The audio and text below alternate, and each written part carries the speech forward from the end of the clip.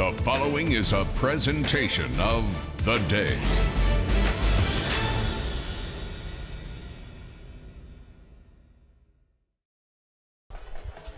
It's senior night on the campus of Killingly High School, and on a frigid Friday, the host Redhawks welcome their rival, the Whalers, from southeastern Connecticut down in New London, and you have all the action live on Game Day.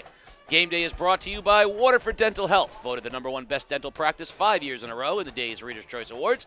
Visit them at 177 Boston Post Road or at waterforddentalhealth.com. As always, Casey O'Neill along with the sports doctor, Keith O'Brien. And sports doctor, this was perhaps the best finish of the year last year. Frankie Pratt's taken it to the house to upset Killingly. He's moved and changed positions, and different look Whaler team, different look Killingly team. What do you expect tonight? Yeah, different look Killingly team, Casey, but the same results. They're gearing up to play football in December, qualifying for the state tournament. New London, we talk about Frankie Pratt's the switch of positions this year from wide receiver to quarterback.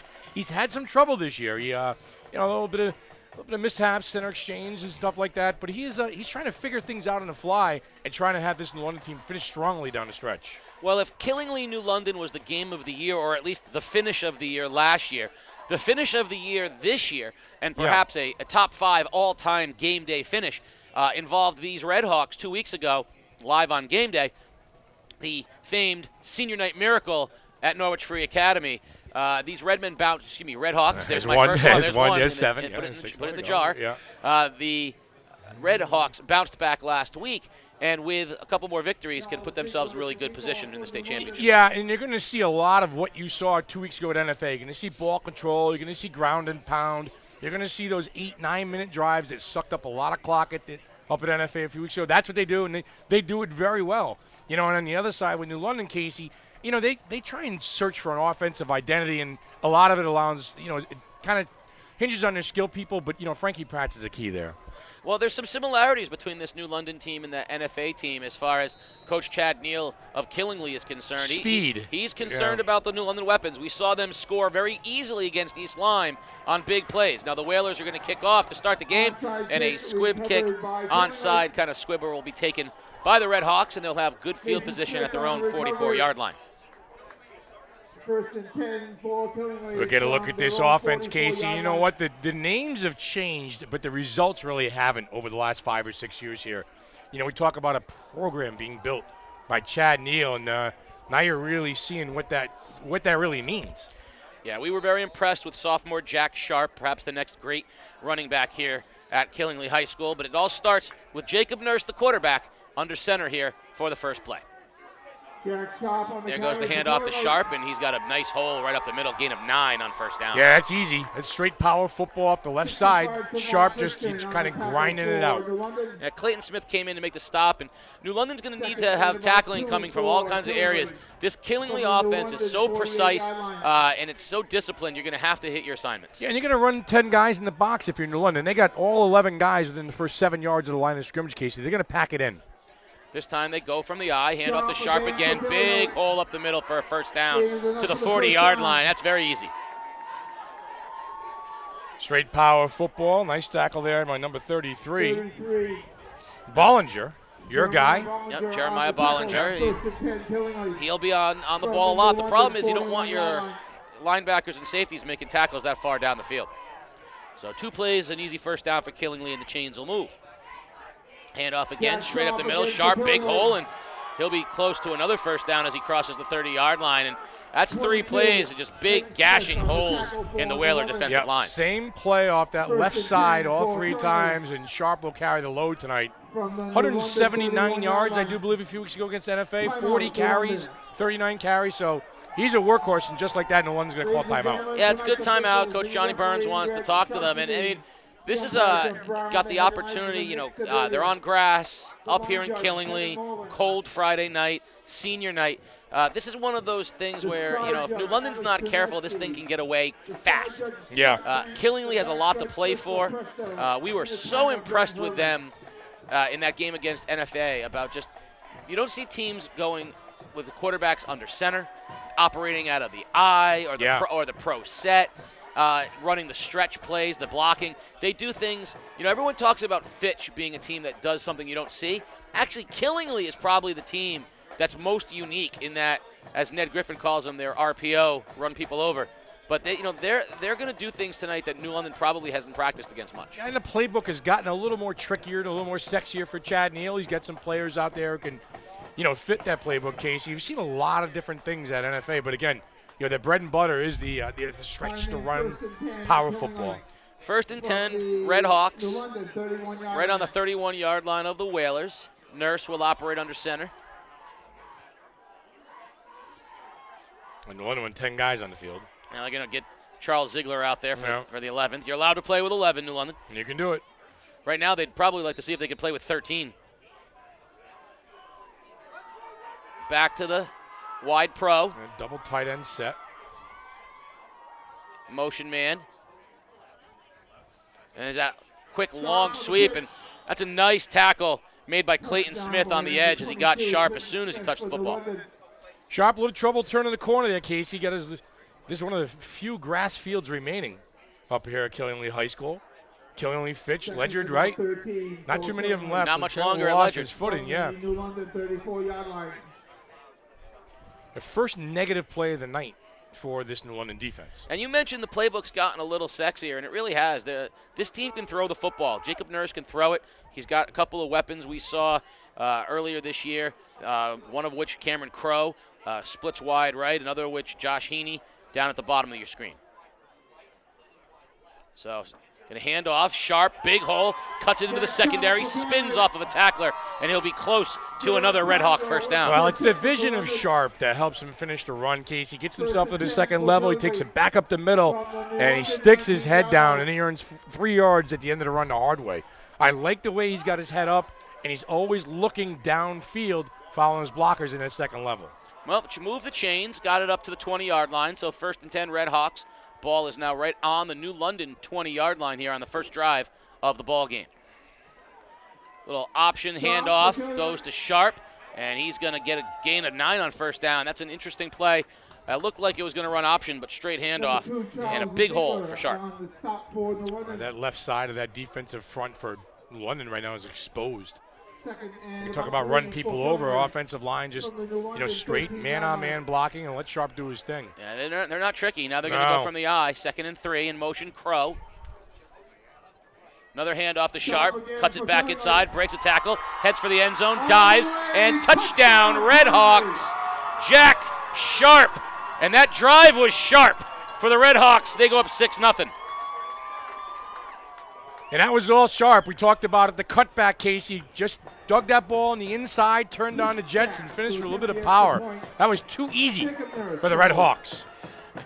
One of the, I believe, one of the play cards of the Killingly team blew all the way across the field, and the Crows go to retrieve it. Extra point, snap is up, snap is good, kick is up and good.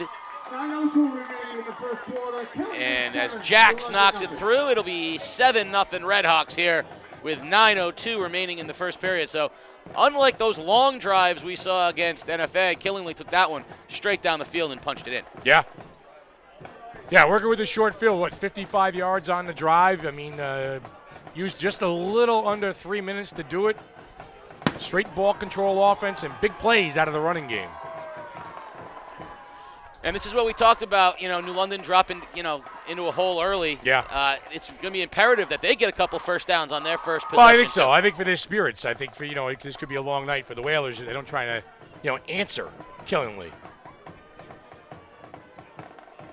Yeah, it's something, Chad Neal, the job he's done with this program too. And, I'm sure when he took this over, Casey, some 10 years ago or whatnot, these are the games that he had envisioned, playing against NFA, playing against in New London, a state championship a couple years ago. I mean, it's tremendous stuff. I love coming up here for these games. Well, when I talked to Chad Neal, I said, what's your scouting report on New London? And he said, well, we're going to try not to kick at the calendar. So that's the first one. We'll see if they do, because we saw East Line paid for that when they kicked it off to Jalen Callender, and he is back deep. Bunch set from the standing kickoff. On the 15-yard line. Yep. Jax will kick it off now for the Red Hawks from his own 40-yard line.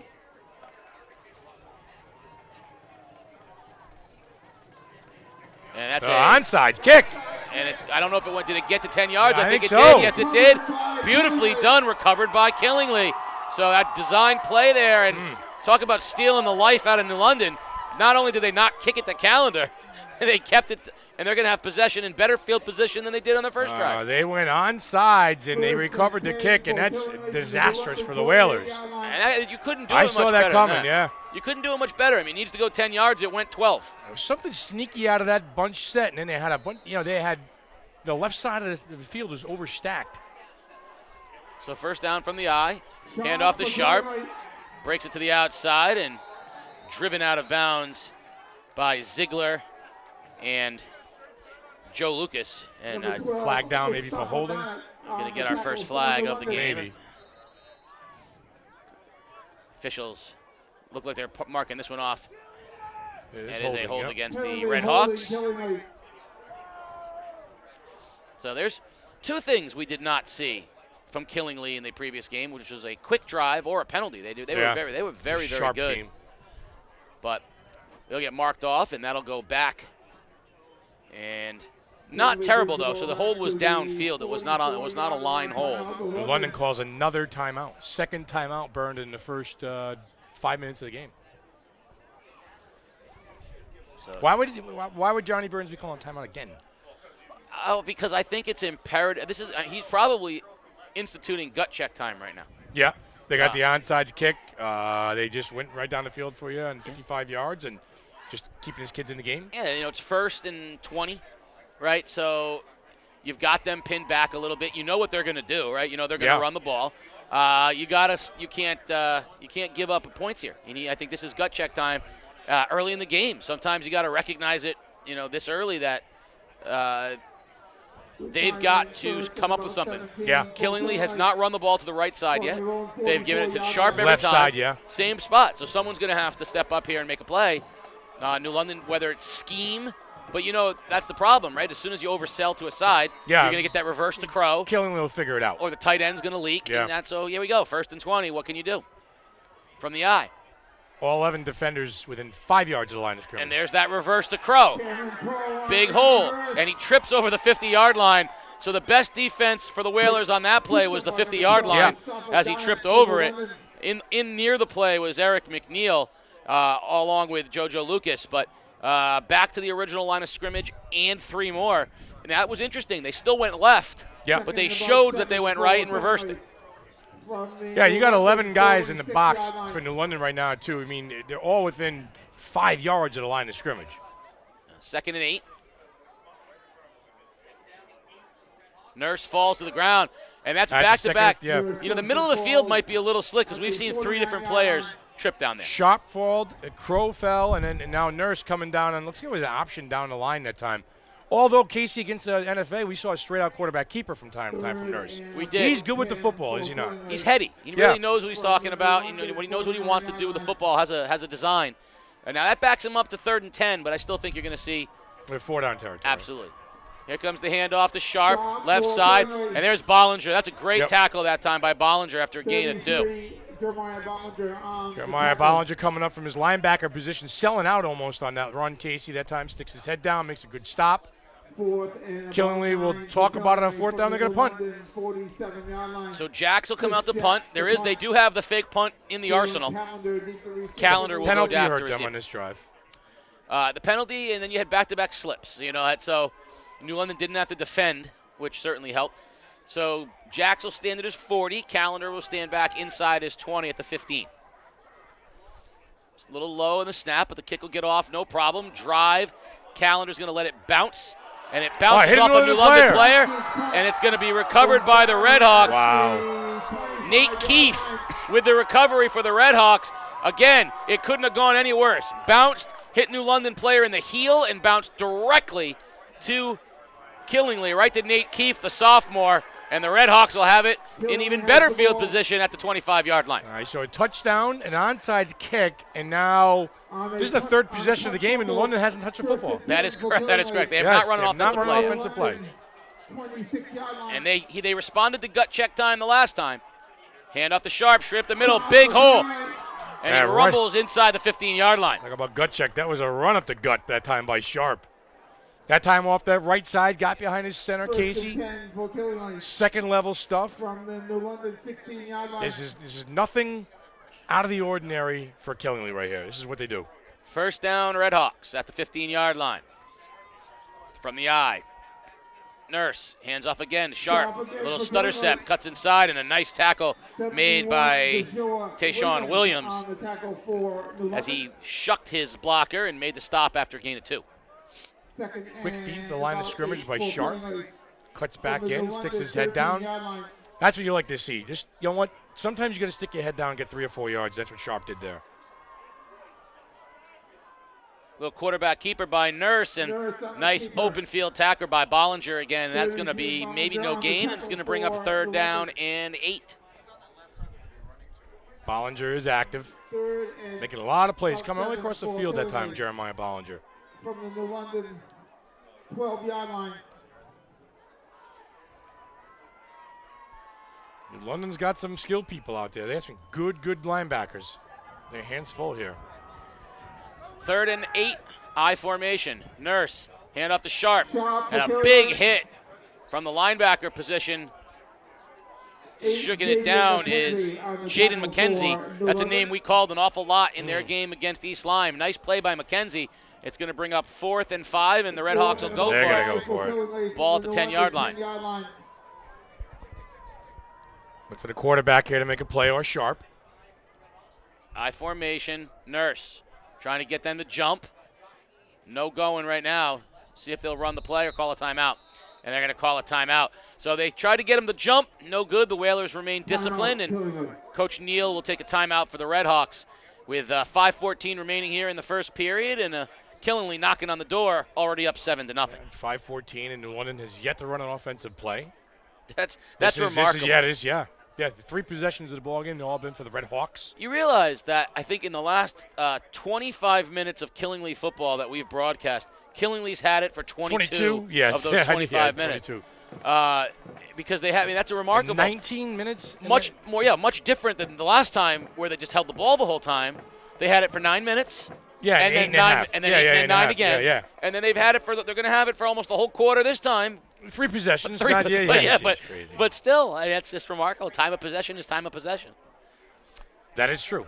Would you say it's safe to say that for the remainder of their football lives, this group of Killingley players will never again fall victim to the hook and ladder play? Yeah, I would say it's a pretty safe bet, yes. It only happens once, right? Yeah. Like the, the Music City Miracle in Tennessee. Yeah, Tennessee, yeah. That throwback pass works once. Yes. It's never going to work ever again. But that one time, it certainly worked. That was the Titans over the Bills, wasn't it? Yes, it was, yeah. That was an unbelievable comeback, Doug Flutie played for the Bills that game. Oh, my gosh. Rob Johnson, very nice. Yeah. So here we go, 4th down, Redhawks. Sharp goes in motion. Nurse is going to throw. Has time. Over the middle. Had a man. Incomplete. It was intended for his tight end, Nate Keefe, and well defended by the Whalers. So nice pressure up front to Clayton Smith, Casey, all over Nurse that time. Threw that ball just a little too quick, and the Whalers held. So they had it 55 yards for a touchdown. 45 yards, they get stopped, and then they punt, and now this time 4 and out, 4 downs and out. New London holds. So we'll see our first Whaler offensive possession of the football game, and that means Francisco Pratt's under center, and Callender will be in the backfield for the Whalers. On 1st down. Botched snap, and Pratt will keep it himself, and that was just a mixed exchange. We've seen that all season long between the center and Frankie Pratt, whether it's out of the shotgun or under center. The timing on these plays for New London has just been bad. So Pratt's made something out of nothing and got it close to 2. And it'll be at the 12-yard line. Whalers obviously have to be a little bit careful here down on the shadow of their own goal line.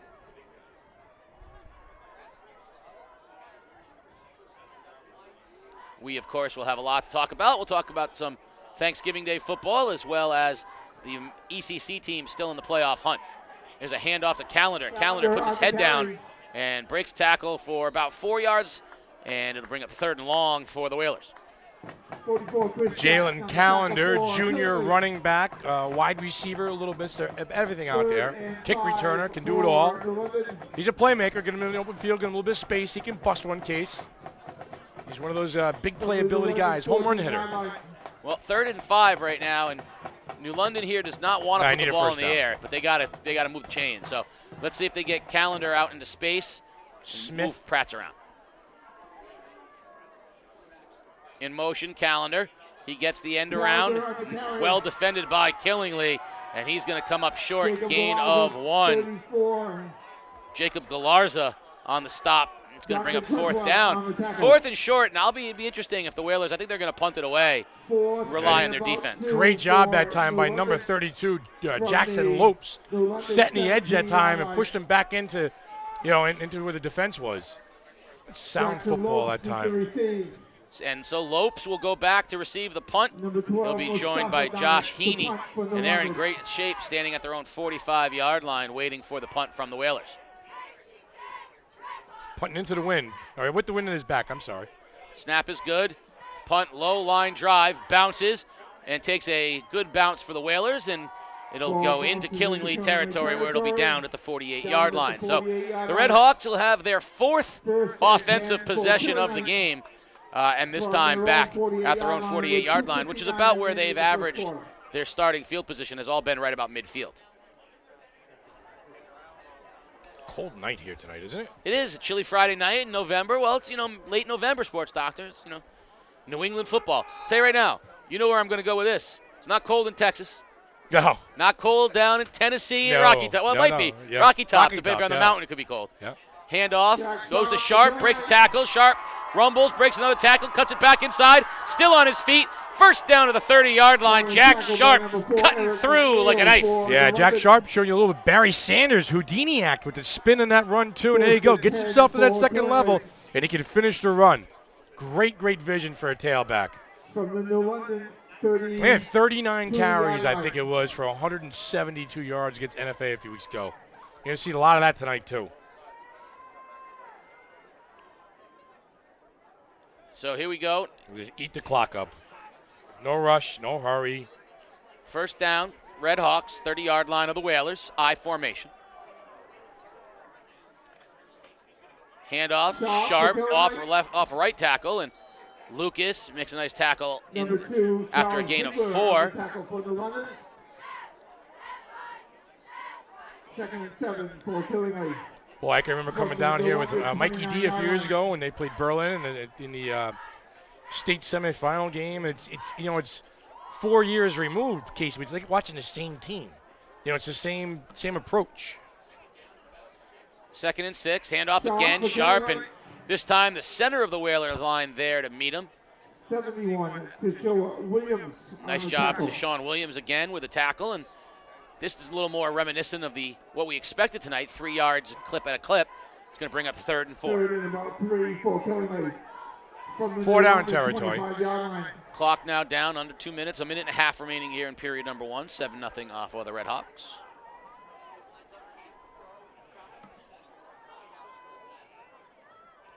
Toss to Sharp. Sharp on the pitch.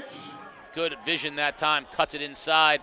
Crosses the 20-yard line, and he'll move the chains. When you look at that play, Casey, the end of the play, and you look, there is 3 red jerseys 10 yards from the line of scrimmage. That is what we call moving people around, pushing people around. You watch the way that killing the offensive line, they finish his runs, they are pushing New London way off the front of the line. Yeah, they're finishing their blocks. Yeah, they are driving people back. Yeah, they're staying on their man 5-10 yards down the field. First down, Red Hawks, 20-yard line of the Whalers. Nurse, hands off, Sharp. Face mask there. Not called, and Charles Ziegler made the tackle as he set the edge and made the tackle all in the same play. Like Sharp got grabbed, but his face mask got grabbed there. Kind of get a look at that on a replay. 2nd and 10. Pete, can we get a look at that on a replay? No? Maybe next time. Having a little fun with our producer, Peter Wappy.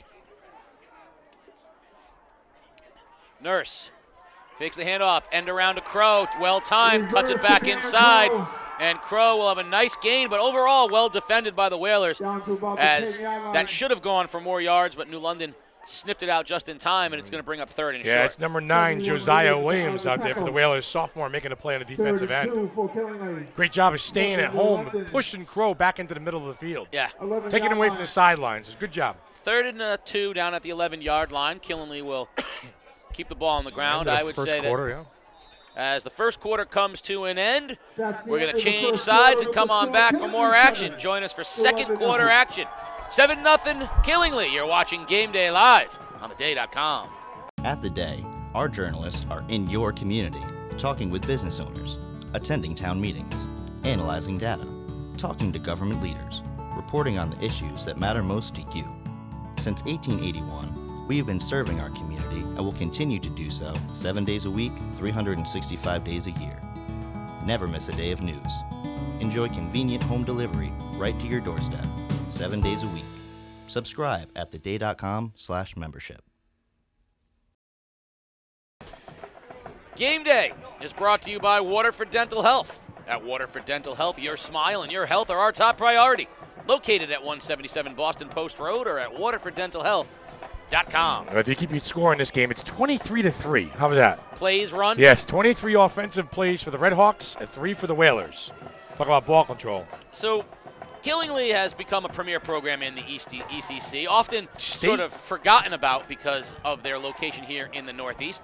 But they are not the only team from up this way looking to play postseason football. Right down the road, the Plainfield Panthers, whose girls' soccer team is in the state finals against Granby tomorrow. Their one loss came to Waterford in the first game of the year, and they're looking to make the postseason. And Griswold gets their quarterback back, and they've got a big game coming up where they also have a chance to qualify for the postseason. So 3 Northeast teams looking to make the postseason.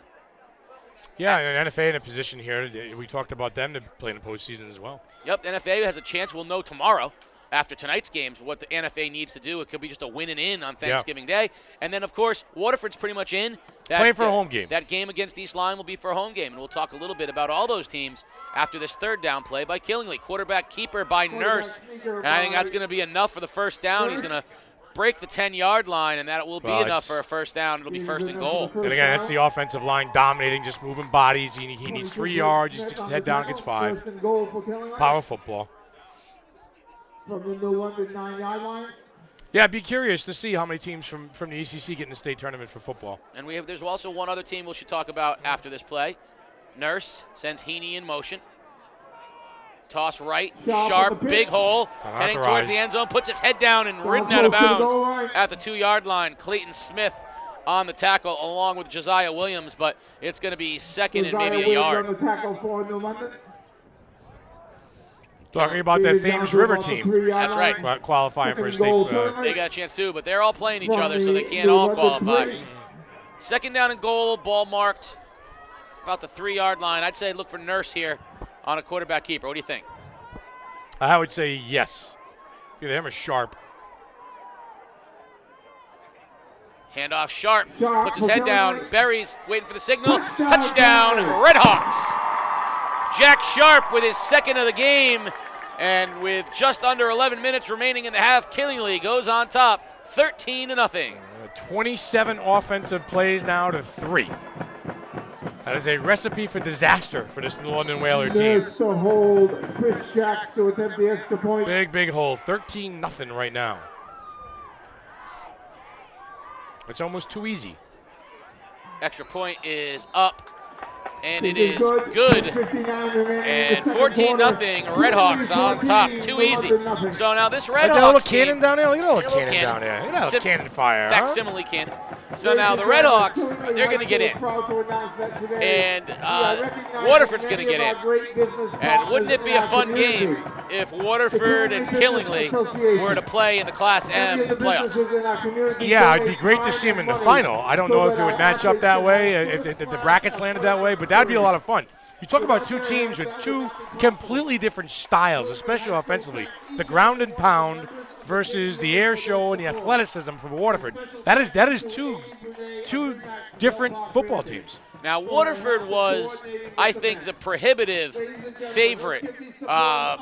And Peter Wappy and I have been on Waterford since the preseason. I mean, he and I, we've been talking about them since No, you guys owe me. Going back you to guys the owe passing the sports league. doctor. Okay. We were all over Waterford. Sure. And, but that loss of Peyton Sutman hurt them. changes them significantly. He really was the most dynamic offensive player that they had. But there's still weapons there. They still got a great team, and Ryan Bakken can throw the ball all over the place. Yeah. That Waterford Hightower, team, very, very good. Backfield, yeah. Really. And this Killingly team is very, very good as well. That signature win against Berlin, and they should have beaten NFA. Yeah. Those are good teams. So this Killingly team certainly in the hunt as well. We'll talk a little bit more about the other teams we mentioned after the kickoff here from Jax. This time he squibs it. It bounces up Danger and falls zone to there. the turf, and it's taken by Callender at the 30. He'll fall down, and the Whalers will have only their second offensive possession of the ballgame. NFA, if they need two teams to lose tonight. Yeah, Prep and I believe Hamden. And then they will be going into Thanksgiving, win and in versus New London to get the 8 seed and get the get to play the number 1 team in the state. Yeah, Prep is 9th, 10 is Hamden. So they need those two teams to lose, and they got to beat New London. And they can jump up to 8 and go play Darien. They're at 8 right now. Yeah, Darien, yes. Go play Darien in the first round. Yeah. Hey, good for them. Go do it. Yeah. They played that schedule for a reason. So. Yeah. First down, Pratt's operates out of the shotgun. Good snap, bubble screen, out it goes, and complete to Ziegler, but well defended by the Redhawks. Gain maybe a yard on that little bubble screen. Yeah, I mean, NFA's going to have to play Darien if they get in. Darien's at the number 3 team in the state, behind Hand. And St. Joseph's. St. Joe's, yeah, and then Darien, and then Greenwich is 4. Yep, so that double L, the L is stacked too. The L is the big division. So listen, if NFA gets in and it's house money, you go play for it. They never thought they were going to be in that position, and they'd be in that great. You finished 7-3 with the third string quarterback in the mix right now, and a true miracle win. Yeah, it's pretty good. There goes Callender in motion and a botched trouble snap, and that ball is going to be. That ball's out. No, they're going to call it illegal procedure of motion against New London. Someone else moved, and so they're lucky. That was a disaster.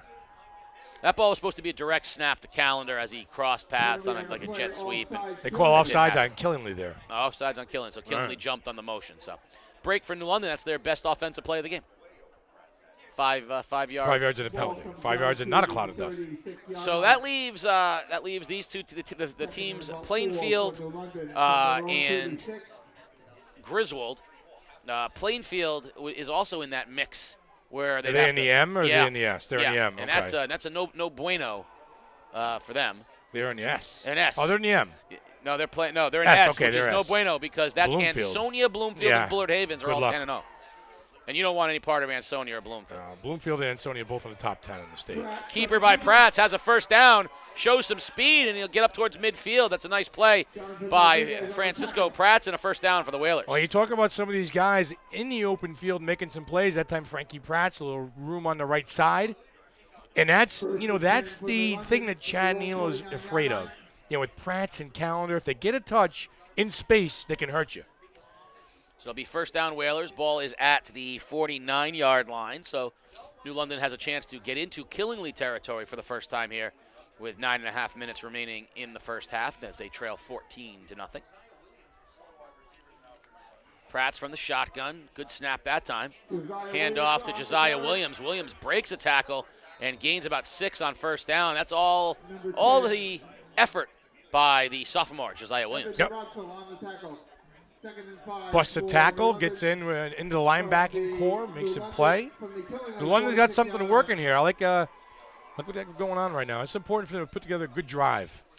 Try to get points. The playbook's a lot different in the middle of the field like this than it is when you're down on your own 12 too. So there is more field, more threat here at this point. Drive started their own 30, 23 yards in. Toss right to Williams. Outside pitch, and he gains about 2. That was almost like a sideways lateral pitch. It was a very strange, the angle on that very strange, but It'll get it down to about 3rd and 4. Chris Jacks, number 44, making the shoestring tackle on the far side of the field. Good stop by him. Junior. Another one of those kids who are coming back next year for Chad Neal. The cupboard is not bare here at Killingley High School. Nope, they're a program They now. just keep reloading the cupboard. That's right, they're a program now, not a team. Speaking of programs, we're going to move on in a moment to the 2 teams, the premier teams in the state of Connecticut. There goes Calendar in motion. Little double reverse. Ziegler gets a block on the edge, but what a great play by Cooper Morissette, who shed a block and made the tackle. He shed the block of Derek Lancaster, popped up, and made the tackle on the reverse to Ziegler. Brilliant play by Morissette. Shedding the block and setting the edge. From the Killingley 47 Best team in the state. Daniel Hand, Oh, without a doubt. St. Joseph's. Second best. How's that game? Yeah, not too bad. That'd be a great state championship game. Tremendous. Yeah, Hand beat Shelton, I think, last week on the final play of the game. Game was tied. I think they went 31-24. But Hand has been crushing people all year long. The running back, the McCabe kid, and then the quarterback is tremendous. They won back-to-back state championships, too. Whalers will punt. Standing at his own 40-yard line. Snap is good. Kick is off, and it's going to bounce and take another Whaler roll inside, right down to the 20-yard line, to about the 14, 15-yard line. Casey, from the teams that we see in the area, we see Waterford, a really good team. We see Killingley, obviously a really good team. But, East Lyme, we've seen them play a few times. They got destroyed against Hand. I think the final score was like 49-7. I know Rudy Bagos was down a couple of bodies, but that is – those 2 or 3 teams are Hand and St. Joe's and Greenwich and Darien, and they're just a cut above right now. Yeah, I looked at I'm not taking a knock against these other teams around the state. But Greenwich won a double state championship last year. That's right. Hand has won back-to-back state championships. St. Joe's has moved up to L. They've won back-to-back state championships. These are solid football teams. 1st and 10, Red Hawks. Hand off to Sharp, and well defended by the Whalers. A gain of perhaps a yard. The best thing that might happen, the best thing that could probably happen to Plainfield might be to actually lose their game to Griswold and somehow get like the 8 seed. Yeah. Or whatever they have to do to play Bullard Haven. Right. To avoid Ansonia or Bloomfield. Yeah. Because, that's just a terrible, that's a, talk about programs. Yeah. So that would be the way to go. Bullard Haven's 10-0, but I'll take them over. Yeah, over Ansonia. Bloomfield's been in the top 10 all year long. Toss right to Sharp. Cuts it outside and then back in, and tackle made by Josiah Williams. Up close to a first down, but it'll be short, so it'll bring up 3rd about 3. Yeah, we're getting a little bit ahead of ourselves here. I know Rockville's the number 1 team in Class M, but, I could picture Killingley or Waterford making a serious run at Class M. I think Killingley thinks that they should win the state championship. I think so, too. And I don't think there's any reason to think they shouldn't. Right. They stood toe-to-toe with Berlin. They beat, they had NFA on the ropes. Yeah. Here's a big hole for Sharp, and it's a first down. Ball's out. Loose. Bounces up in the air, and it's still loose. Who's got it? I think the London's got it. Whalers signal. Well, Clayton Smith says they have it, and he is correct. The Whalers will recover the football. That was Ziegler who knocked it loose, recovered it, and Whalers will set up shop in good field position at the Killingley 37-yard line. A rare turnover for Killingley, for Sharp that time coughing that ball up. Didn't make mistakes like that very often. A new life into the Whalers. First down, New London. Save it for Wednesday. Thursday. Shotgun. Pratt's going to keep it himself. Tucks it inside. And maybe a yard. Pratt's carrying that ball like a loaf of bread himself out there like that. Trying to step the bubble screen. Killingley took it away. He sticks his head down. Gets back to the line of scrimmage, Case. Jonathan Rodriguez made the stop along with Jacob Galarza, who felt like we called Jacob Galarza's name every other play against NFL. Yeah. Some of those quarterbacks that hold that ball out there like a loaf of bread, and they kind of carry it, trying to make it a move and stuff like that. I'd like to say for the record that I have never in my life held a loaf of bread like that. I have never run around with a loaf of bread it's a term that in one hand. It's I realize, but it's a term because somewhere along the line, someone believed that they held that's what it looked like. I've never held a loaf of bread. Pumpernickel, sure you have. Marble rye? Nothing? Maybe maybe a good marble, maybe a babka, maybe a nice chocolate babka. Pratt's going to throw. High snap. Pressured. Rolls, throws on the run, coming back to the football, but incomplete. He was looking for Clayton Smith, and it was just out of bounds. It'll bring up 3rd and long. Smith working his way back to the football. Pratt's couldn't deliver. On the run. Tough throw to make. Across your body like that. Play was doomed from the beginning with the high snap. 3rd and 10, and I got to think again, 4-down territory here. If New London's got to find a way to get the ball into Jalen Callender's hands right now. I mean, he's their most dynamic player, and we saw them come up with some creative ways against East Line to try to get him in the mix. And right now, they got to try to get him in some space right now here on 3rd and 10. High snap again. Pratt is going to throw, has time, rolls right, throws on the run, and into 2 Whalers, but it's caught by Williams. Yeah. And there was 2 guys out there. Williams was out there, so was Clayton Smith, but Williams made the catch, and it's going to be 1st and goal, New London. Ball is going to be marked inside the 10-yard line at the 8. Yeah, Pratt's off the high snap, improvises, rolls to his right. Got 2 guys running the same pass pattern, I think. And Williams comes up with the catch and makes a play. So 1st down, New London. Chance to get back in this thing. They get the ball in the second half as well. Snap is good. Pratt keeps it himself and nothing there. Flying to the ball, a host of Red Hawks led by Chris Jacks. And a loss on the play, and it'll be 2nd and goal back outside of the 10. From the 11-yard line.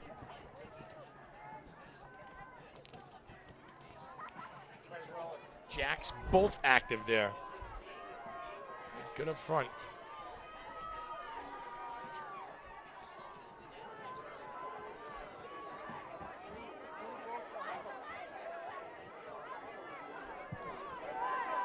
And from the I formation, and handoff goes to Bollinger. Bollinger tries to bounce outside. We're going to get a flag. They got to get a hold there on the London. He tried to evade the tackle of Sam Duronsel. And we're going to get a holding against New London, and we're going to back it up.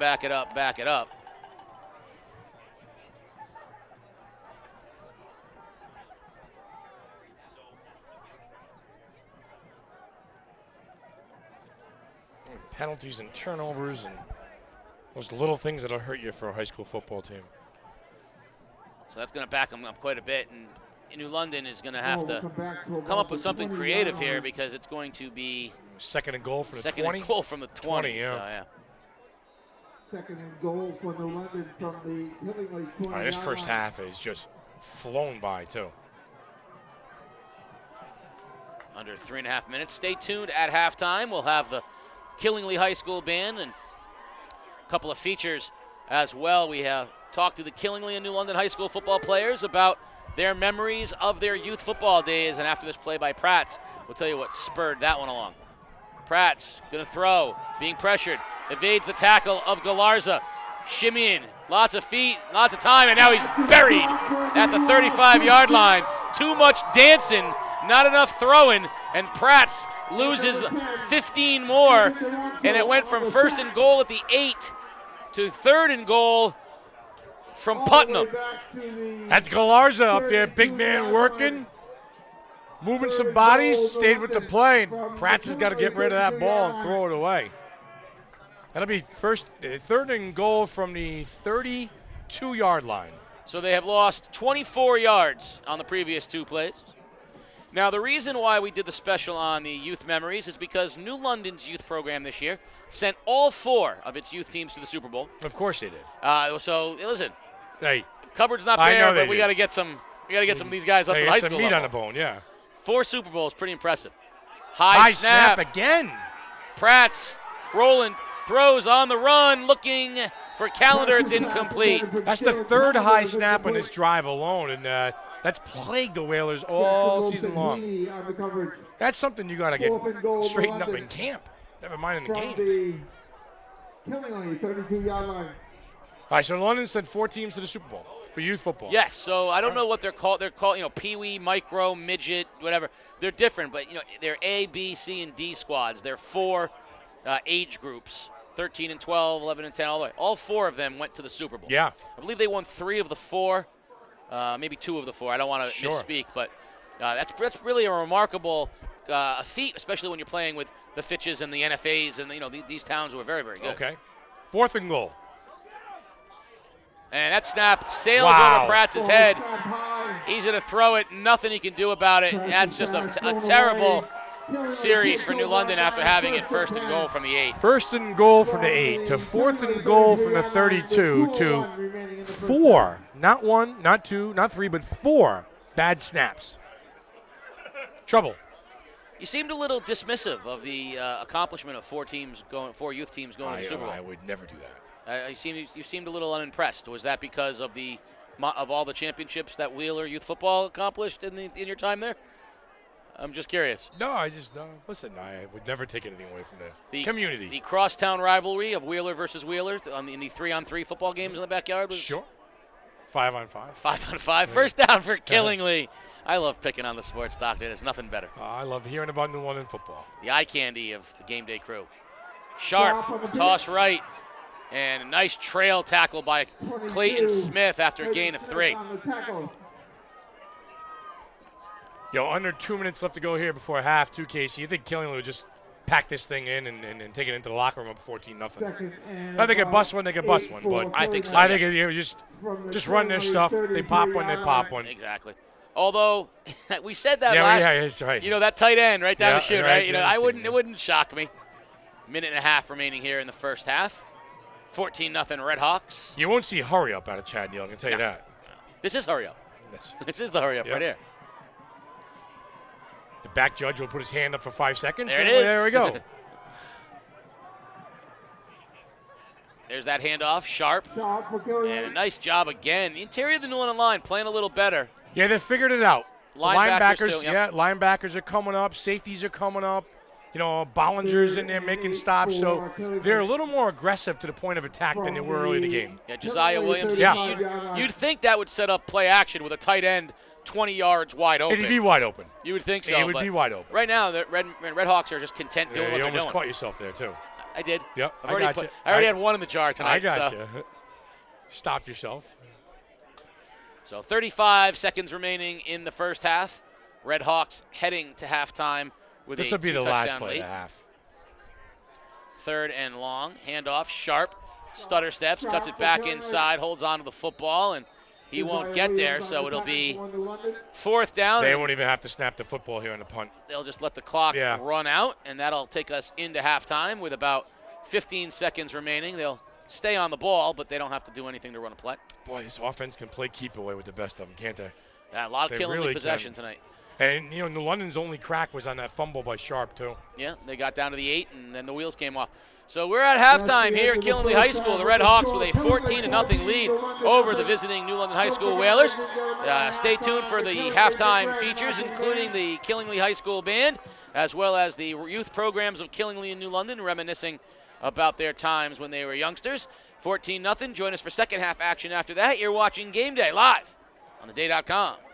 My favorite youth memory would probably be actually I was onside kicker. For a big man, that's not typical. And I was onside kicker. I love that every time when they'd call me out. I must have been 12 on the 12U Redmond. We were playing Ledger that week at home. And I remember I was playing D-tackle. I was a chubby little kid. And I got through the backfield. And I remember seeing the quarterback just standing there with the ball, deer in headlights, and I just ran him over. I saw the ball pop out, and I picked it up. And, I was slow back then. I almost made it to the end zone. I remember just thinking, damn, if only I could have got there. It was right there at the pylon that got me out of bounds. 10 or 11, I can't remember. I think it was 10. My team, the Vikings, we won Super Bowl against the Steelers, 33-12. I remember that. That was one of the best moments of my life, and I just strive to do that. Well, I was playing for the Steelers in KBMF.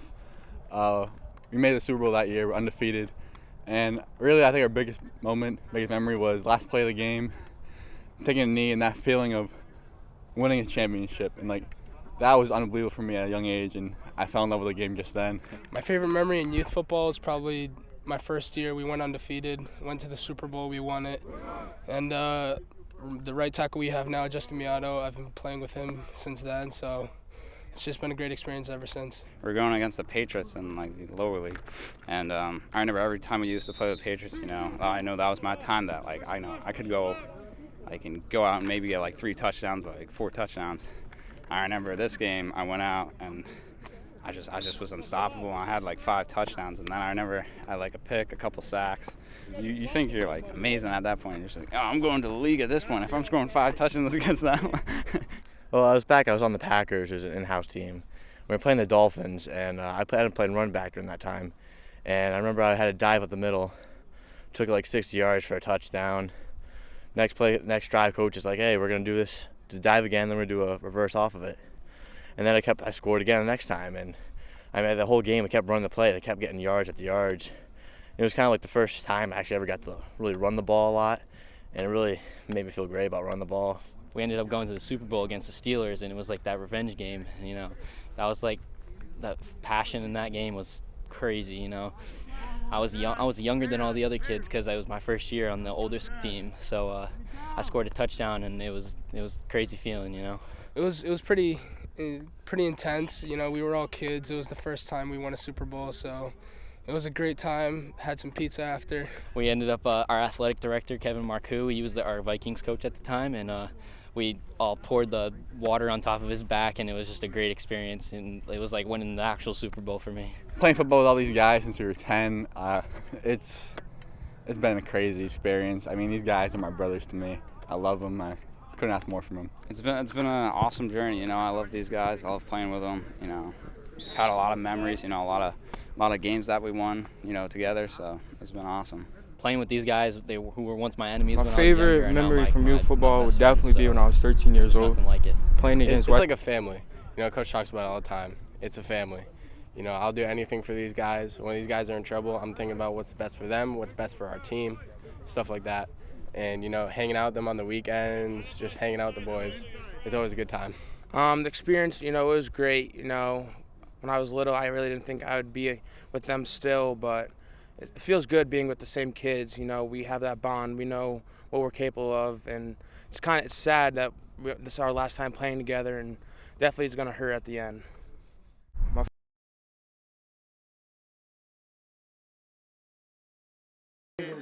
Including color guard instructor Lisa Higgins and percussion instructor Jason Beats. Congratulations to the band for being selected as the headliner band for this year's Autumn Fest Parade and performing at UMass Band Day with over 3,000 high school band members from 70 different high schools from the East Coast. Go Big Red. Now please, get ready to rock out to the Big Red Rock Show.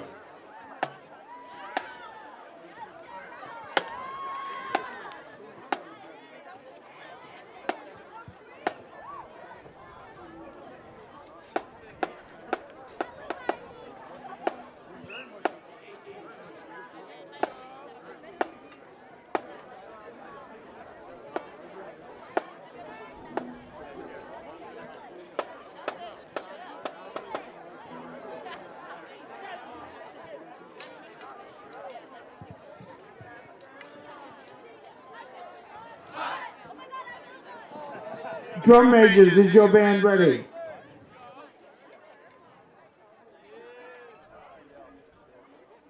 You may take the field for your performance.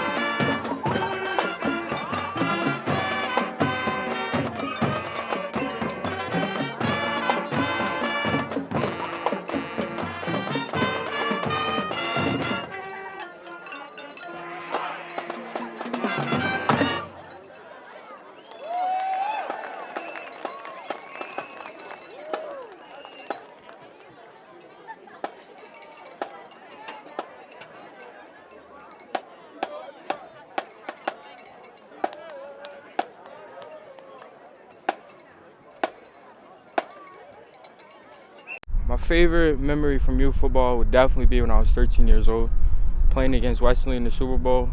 It just showed that, like, just never give up throughout the game. It was my first year ever playing 8th grade. You know, my friends in school, JoJo and all them, was like, yo, do it. It's fun and you might like it.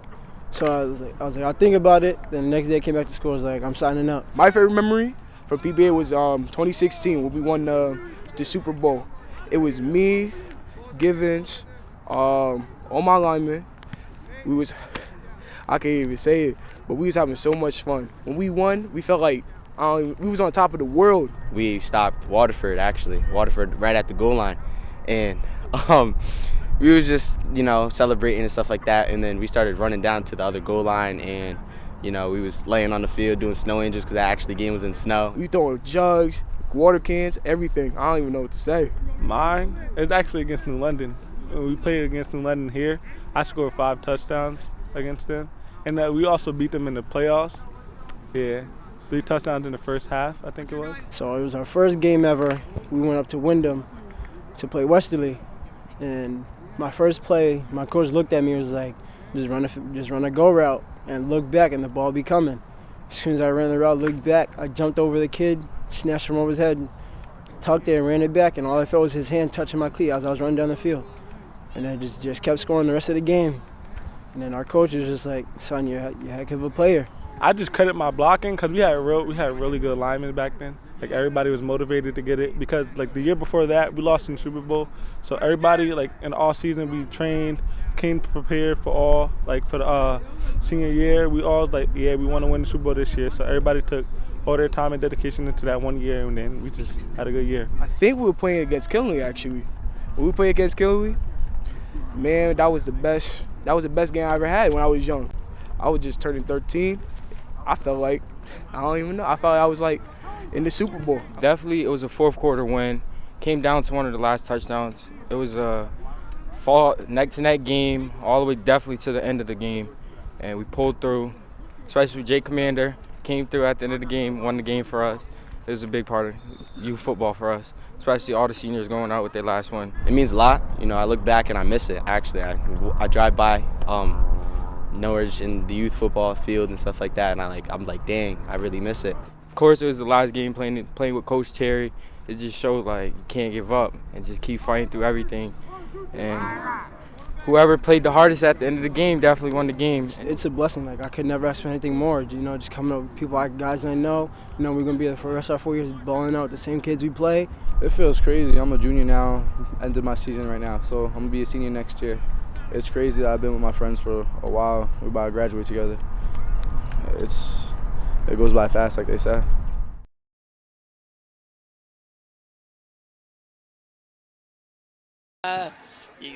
And we're back here at Killing High School. For those of you out there wondering, what do we talk about at halftime? We were talking about Thunderstruck being played out there, little AC/DC, as opposed to Stairway to Heaven, which was a feature of the Killingly High School band. They did a little Pink Floyd action as well. I saw Tool last night. Of course you did. Yeah, it was a fantastic show. I don't know if Peter's into that. Right, so good band, Peter, right? I was going to make a segue from Thunderstruck. That's what the Whalers are right now. Yeah. Thunderstruck. But we'll use Tool instead. The Whalers not taking advantage of the tools that they have. The bad snaps really killing them. Right. If you look at that first series of possessions, right? They give up the touchdown, then they have the punt go awry, then they turn the ball over, and then they have the bad snaps. I mean, it's New London really couldn't get out of their own way. They actually played pretty well defensively. Yeah, and I talked to Johnny Burns just on the concourse like maybe 2 seconds ago, and he said, you know what, we're only down 2 scores. We're going to try and make something of this. He basically said we just got to stop hurting ourselves. Again, the center quarterback exchange, things like that. But defensively, yeah, they're all right. But they got to make some plays on the offensive end. They got to manufacture some points. You go from having a 1st and goal from the 8 or 9 yard line to having 4th and goal, like you said, from Putnam. That's a problem. That was an unfortunate. 14-7, getting the ball is an interesting conversation. Instead, 14-0. New London hasn't shown much in the way of production.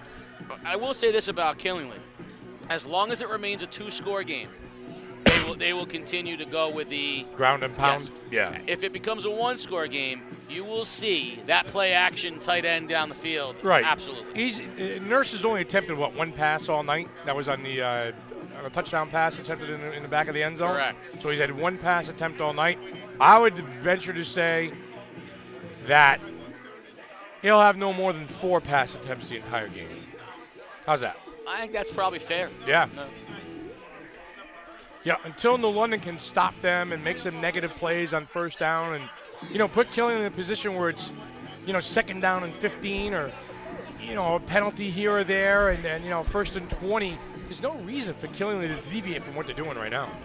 No, and, it's been about 3 different plays for Killingly, right? It's stretch left, toss left, stretch right, toss right, and then they mix in that little end-around reverse to Crow.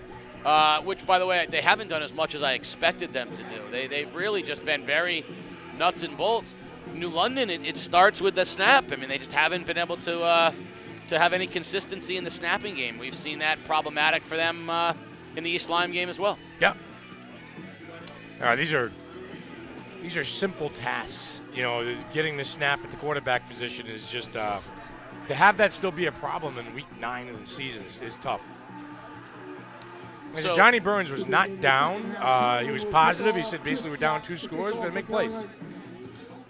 Yeah, and he should feel good about his defense. His defense is playing well, and, they're a big play team, so they can have a big play. So that's, on the table at all times. On the other side of things, we saw 2 things that we didn't see from Killingly against NFA. Like you said, a penalty and a turnover. So that's the only way that they'll allow New London to stay in the game if they hurt themselves. It felt like the only mistake Killingly made the entire night prior to the final play of the game was Sharp going out of bounds on third down run. Other than that, they played a perfect football game. Yep. And they still, that's remarkable. I've never seen a team play so well. Watch the onside kick here again, maybe. Keep an eye on this to start the second half. Nah, I think they're going to bang it away. Catch New London napping. It's a sort of in-between one, and it bounces up. It's taken by Marquise White. Just don't want to kick the ball to Calendar. That's all that is. They just keep it away from him. And that's got to be frustrating for a kid like Calendar, too, to get keyed on all game, We'll take our chances with you going 60 yards conventionally, then Calendar going 70 yards unconventionally. I think that East Lyme kicked it to him. And I think the first time that they did that, the rest of the ECC said, "Yeah, no, we're good. Yeah, we're good. We'll do something different." They will operate first down from their own 40-yard line, and Calendar is deep in the eye for the Whalers, and Pratt's will start us off here in the second half, down 14-0. Little fullback dive, and still on his feet. Big play, still rumbling. Keanu Gonzalez with the carry and rumbling all the way to the 35-yard line of Killingly, and nobody knew where the football was. Yeah, almost like an option dive keeper that time, and Gonzalez just head down and go. So Keanu Gonzalez in at the fullback position, and he's only like a foot behind the quarterback. It's not the typical eye at all. And that little fullback dive went a long way. Yeah, 22 yards. First down.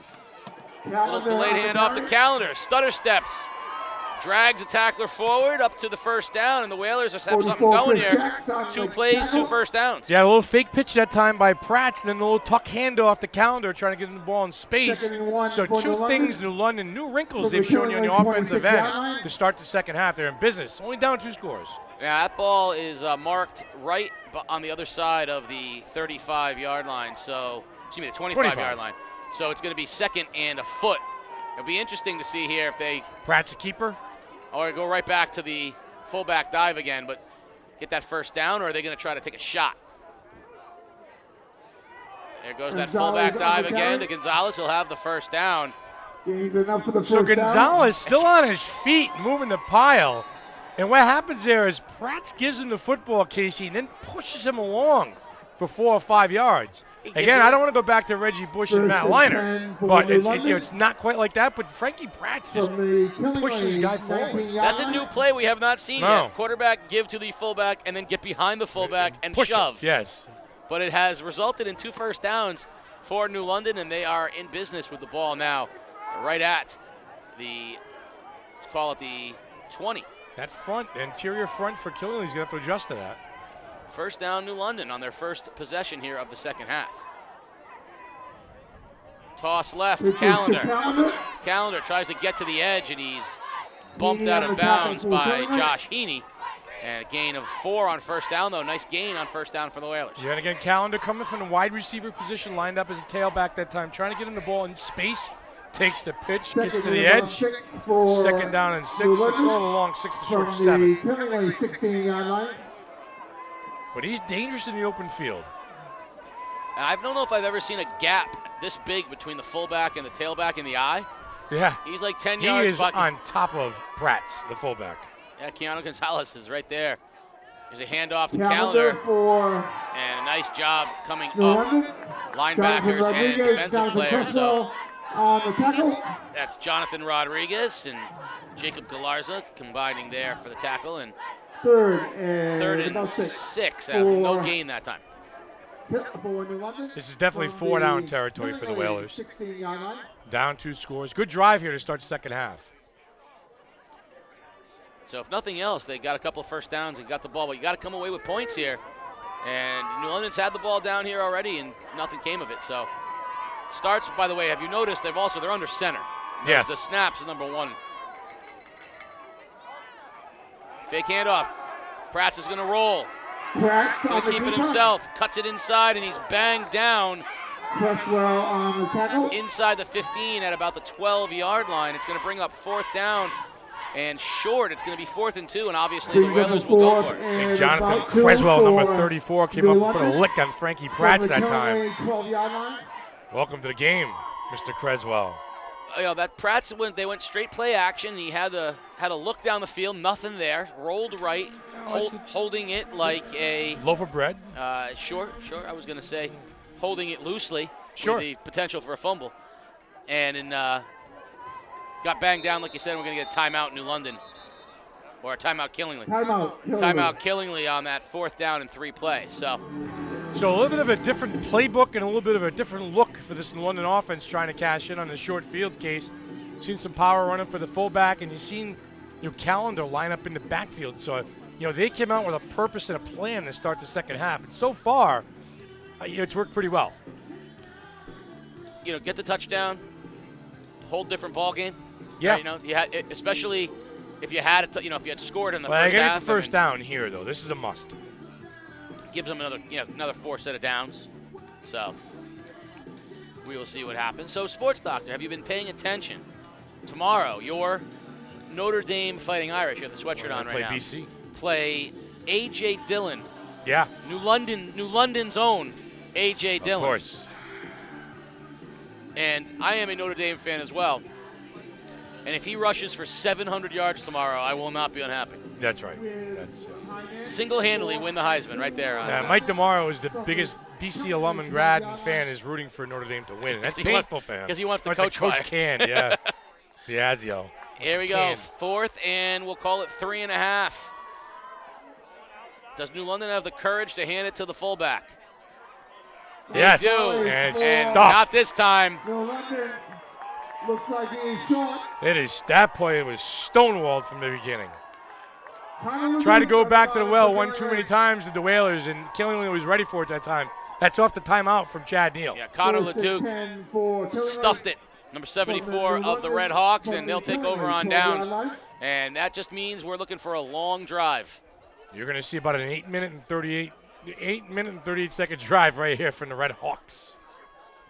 So big game tomorrow, Notre Dame and Boston College. For those of you out there wanting to see a local kid, A.J. Dillon, running back for Boston College big year against his grandfather's alma mater. His grandfather is Notre Dame football player.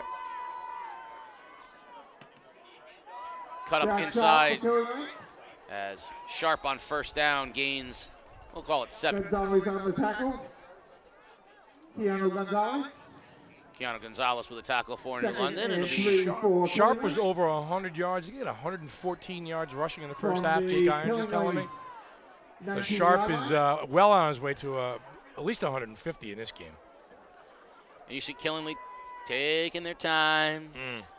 Listen, on a cold Friday night, they are a dream. Keep the clock moving. Clock is rolling. Yeah, that's it. Clock is rolling. Under 8 minutes remaining here in the period, and second down and 2 as Nurse in the eye. Quarterback keeper, broken play it looks like, and he's going to lose some yards. Bollinger in the backfield for the Whalers will bring him down, and it'll be back to 3rd and 10. Yeah, Bollinger's played a good football game. He's active coming from that linebacker position, and he's fast enough to track down Nurse. Nurse that's a straight quarterback keeper off the right side. Bollinger read it well.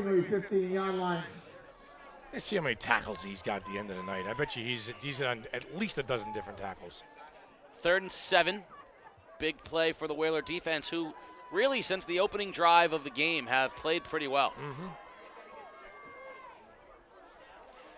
Killingly needs to get to the 22-yard line for a first down. And they're taking their time again. Clock ticking. 7 minutes will be down on the clock by the time this play rolls. Hand goes up for 5 seconds on the play clock. Fake. There it is. There's a tight end. Open down the middle. Instead, it's Crow, and it's complete at the 45-yard line. Cameron Crow was behind everybody. Looked like it was intended for Nate Keefe. He was wide open, too. But there's first down, Red Hawks. Two-man route that time. Crow came back and got it. And a big play. Second pass attempt of the game for the Red Hawks. 6:56 remaining in the third quarter. You like that play right there. Slip the tight end out. Crow is right there. Yep, said it was coming. I was shocked that it went to Crow. I think that was really meant for the tight end. Handoff, Sharp cuts it inside on Gonzalez is there to make the tackle for the Whalers. Gonzalez and Bollinger, the two linebackers, have played very well. Every tackle. They're just up front, moving bodies around, doing all they can. But that's why that play is open, because they're sending everybody on the run blitz. Well timed to make that. And I said, they're going to put that one, you're going to see it, and there it was. Threw the ball into the wind. It hung a little bit, but Crow came back and got it. Yeah, I think in the other direction it's a touchdown. I think it's in stride for a touchdown. You're right, though. In the wind, that was a little tough. Second down and 10. Toss to Sharp. Cuts it inside and crosses the 50-yard line to about the 49, and they'll bring up third and a very manageable 3. Hey, go back to that, Sharp. The way he sees the hole closes up. Casey just sticks his head down, drives forward for another 2 yards. You don't see him dancing an awful lot in the hole. It's north-south running. Taking their sweet time are the Red Hawks. 3rd and 4 and a half. Ball just on the other side of the 50-yard line. I think it's 4 3/4. 3 and 4 3/4 yards. Nurse, little inside trap handoff to Sharp, and he's going to get brought down right at the marker. We'll see where they spot it. He needed to cross the 45 for a first down. Close to the first down. He's a little short. That's a stretch play that time to Sharp. They're going to go for it. Hurry up here. A 4th and a foot, and I'd be shocked if Nurse does anything but go forward. Keeper, yeah. Get up on the ball. Snap it. Go. Oh, nice. Beautifully done. Nurse didn't just go forward. He waited, saw the hole off of the tackle in the center, and the guard in the center, and he went right in between them and got about 4 yards on the quarterback keeper. 42-yard line. Quarterback keeper, but he's very patient. He waits for it to develop. Sticks his head down, gets 5 yards almost. First down, Red Hawks. Ball at the 42-yard line of the Whalers. They already are our top 14-0 here on senior night at Killingly High School. As the American flags blow in the breeze, the Killingly seniors ran out onto the field carrying American flags. They are now evidently well staked in the ground because it's breezy. Wind is clearly blowing from left to right here in the face of the Red Hawks. Hand off to Sharp, and not a lot there as Keanu Gonzalez and Bollinger are both in on the tackle again. But it's gaining maybe 3. For Killingly from the New London 40-yard line. So he took the ball over with 8:38. Now we got over a 4.5-minute drive going on right now. It's easy to make Hawk references, right? Can the Hawks fly into the wind and all that? No, not when they're on the ground. They don't have to fly into the wind, right? They just got to pound it. And the one time they threw the football, they got a big play. And right now you see that they'll stand, they'll watch. They are the most methodical and disciplined team we have broadcast this year are the Killingly High School Red Hawks. They go from the eye this time. On second down. Fake handoff to Sharp. Nurse will Nurse keep it. on the keeper. And nothing doing. Lost by Keanu Gonzalez was the first person there to hold him up, and then Bollinger and Josiah Williams cleaned him up, but that's a very nice defensive play by New London. You call those names all night long, Gonzalez and Bollinger, and those two guys have been on basically every tackle up front. Well over 5 minutes on this drive now. 3rd down and 9. New London crowds the line. Gonzalez, Nurse is going to throw. Has his man complete to Keefe for a first down to the 20-yard line. Nate Keefe slipped out of his tight end position. It was well defended by Ziegler, but Nurse put it right on the money. Yeah, there's your tight end quick hitter you like out of this offense from time to time. 2 out of 3 passing now. And is it New London's going to call timeout? And New London will call timeout. So the ball's been in the air 3 times for Killingley. He's completed 2 out of 3 passes. 2 completions, both on this drive. Both big plays that pick up a first down. Well, it's just so hard if you're going to keep putting those linebackers on the line of scrimmage. And in the booth with us tonight, broadcasting separately, the great Mike McLaughlin. And Mike will tell a story of how I once did a game with him with no roster. And he did it for radio, so no one could see what was going on. So Johnson made about 36 tackles in that game because I didn't have a roster. So the guy, Johnson on the tackle, Johnson on the tackle, Johnson on the tackle. Well, that's what it feels like tonight for New London. It's Bollinger and Gonzalez on Johnson, every single tackle. That's correct. Because Killingley's going to run it. Yep. And they're going to run blitz every single time. So they're making all the stops. And while that's an interesting battle, all it takes is that one play. Yeah, you slip the tight end or Crow behind the defense. And it doesn't take too much. Because there's not going to be any linebackers there. No.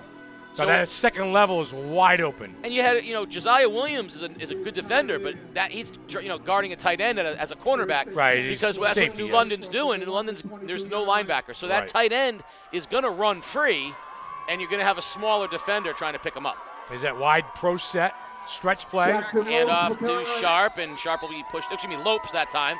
Lopes on the carry, and he's pushed out of bounds by Charles Ziegler after a gain of 2. It'll be 2nd and 8. Somebody other than Sharp had a carry. Well, Lopes has been a big ball carrier for them in the past, and he's carried the ball for them last year a lot as well. He was one of their primary carriers and has a lot of yards this year, but Sharp has emerged throughout the course of the year and has just continued to get more and more carries. As a sophomore. Yep, the next great back at Killingley High School, and we have seen plenty of them. A kid named Lockwood was pretty good. 6 minutes now on this drive approaching. Yep, under 3 now. 2nd and 6. Nurse. Hands off to Lopes again. Nice patient run by Lopes, and he'll gain about 3. It'll be 3rd down for the Red Hawks. Well, Lopes tries to get that ball to the outside, bounces off the initial tackler, and then cuts it and goes north-south and picks up about 5 yards. That is good patient football. Good running. 3rd and 4, ball will be at the 16-yard line. The Red Hawks are definitely they're in 4-down territory. Bounce off that tackle, turn it upfield. I wish we had a camera in the booth because we could show the best of the sports doctors' moves, holding it like a loaf of bread, moving in and out of traffic. Sports doctor. I love it. It's fantastic. You got to find you a flag football league sports doctor. Sure. 3rd and 4. Nurse, I formation, handoff. Lopes, Sharp instead. Sharp, head down, dives to the end zone, just short, down at the 1-yard line. So Jack Sharp that time looking for his 3rd touchdown of the game, and instead it's down on the 1-yard line. Killingley knocking on the door with 2 minutes remaining here in the 3rd quarter. Well, again, that's what happens when you're talking about the linebackers creeping up, and there's nobody in the middle field. If you can get past the line of scrimmage, you can pop it. And that time, Sharp popped it. Ball's on the 1. Nurse. Quarterback keeper puts his head down. Was it in? He slipped a little bit. He did slip. We're still waiting for the official signature. Touchdown, Red Hawks. Well, Nurse that time, first touchdown, Casey. Slipped, dug himself out of a hole, and just crawled across the goal line. It was about a 7-minute drive that time. 6 minutes and, 54 seconds. Jack's in for the extra point. Good snap, good hold. Kick is good. So isn't that like typical of Killingley, where New London Casey goes down, puts a drive together, gets stoned on 4th down, and then Killingly chews off about 7 minutes off the clock and scores. The difference is between this and the NFA game is NFA scored those points late. Right. They got touchdowns. You know, because New London was moving the ball and just couldn't do anything with it twice in scoring position in the red zone. And now at 21-0, New London's going to have to get it back, and they're going to have to try to make something happen, and that's going to be challenging. You're not going to get possessions. You won't see it again. You won't get. I mean, unless New London doesn't go onside after a score, they won't get 3 possessions the rest of the game. No, they have to go onside because Right. they can't give them the ball, because I don't see any indication that Killingly can't eat up 5 minutes whenever they want to. Right. You're really enjoying the musical selection up here Yeah, a tonight, little Guns though, N' aren't you? Roses. Yeah, a little Bon Jovi before that, a little Rhythm on a Prayer, a little Welcome to the Jungle. I'll tell you, if they play a Skid Row song, the sports doctor might move to Killingly. What's wrong with Tool, man? I saw Tool last night. Good band. Pete, you don't like Tool? Tool's okay. Tool's okay. Jax will kick it off for the Red Hawks at his own 40-yard line. See if they cave and kick one deep one time, now that they're up 3 scores. Nope. Hard line drive, swimming around the ground, picked up at the 35-yard line, and the Whalers will have the possession there at the 35-yard line as they trail in this one 21-0. You're watching Game Day live on theday.com. Casey O'Neill along with the sports doctor, Keith O'Brien. And, of course, we will have action for you coming up definitely on Wednesday. Or Thursday. Definitely Thursday. Well, as of right now, we are scheduled to bring you New London and NFA on Wednesday. We'll talk a little bit about that. And then Thursday morning, Waterford at East Lyme, and we'll talk about both of those games momentarily as New London has it 1st and 10 from their own 35-yard line. Pratt is going to throw, pressured, and tries to throw it away, and does as he was pressured by Jax. So start with Thanksgiving Day in the morning on Thanksgiving. You'll be there with Mike DeMauro and the crew at East Lyme High School. And Waterford will be playing for a home game. Yes. East Lyme will be playing for the rivalry. That should be a good one. Weather for Thanksgiving looks nice, so you should have a nice day with that. Yeah. Of course, after this play by New London, we'll talk a little bit about what's going on as far as the time changes for the New London NFA game and where we stand with that. 2nd down and 10 for New London, and Pratt will operate from the shotgun. In motion, Callender. Handoff goes to Callender. Callender tries to show some speed, and he is well defended by the Red Hawks as he cuts it inside. Evan Durantzel on the tackle, along with Cameron Crowe and Lopes. So the game was the New London NFA game, the oldest high school football rivalry in the country, which was not always played on Thanksgiving. Thanksgiving was for years New London and Fitch, but the game was moved years ago during the realignment when scheduling became a problem. They were afraid they were going to lose the game, so they moved the rivalry to Thanksgiving Day, where it has remained for a number of years. I will pause as New London has 3rd and 6, and Pratt will operate from the shotgun. Quarterback keeper. Pratt holds it on, and he'll cross 1st down for the Whalers up near midfield. So they put it on Thanksgiving Day, and for years we've had that rivalry, New London NFA on Thanksgiving Day. We've had some great ball games.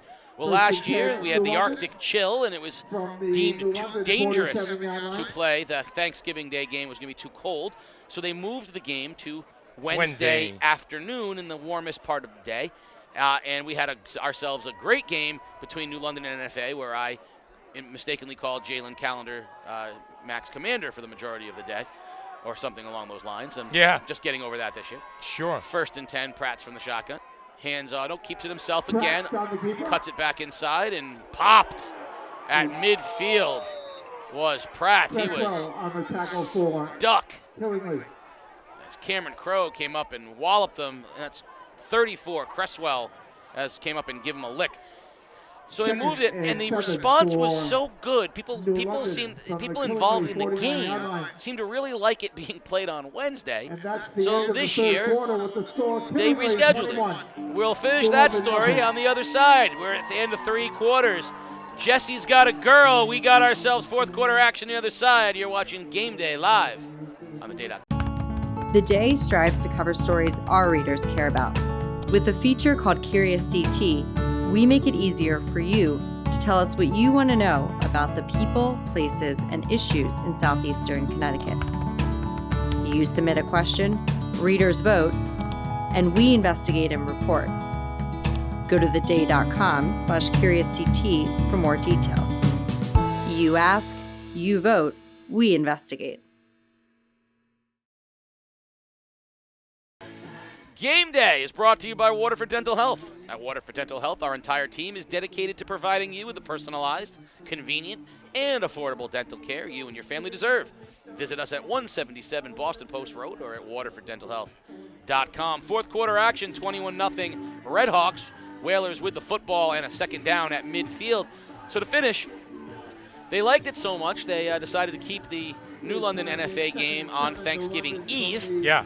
And it was originally scheduled for 6:30 Wednesday night.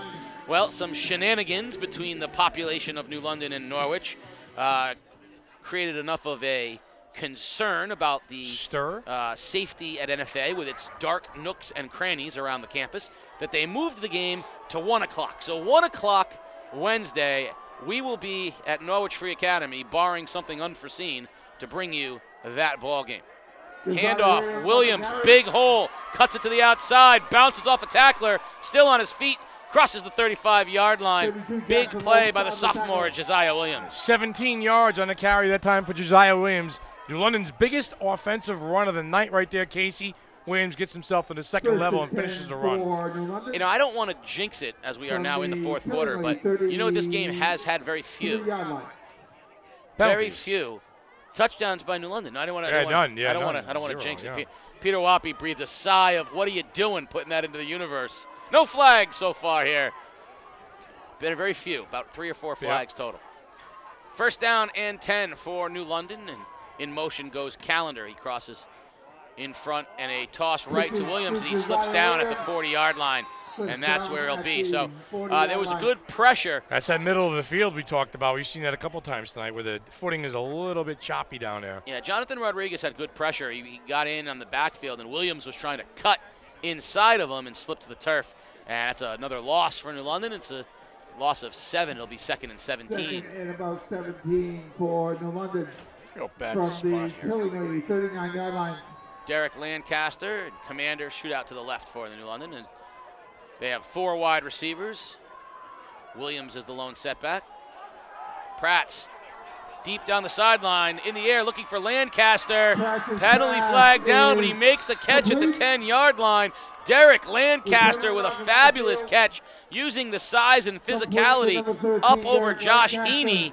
Makes the catch, and I believe it's going to be pass interference against Killingley, against Heaney, and it is. The catch was made anyway.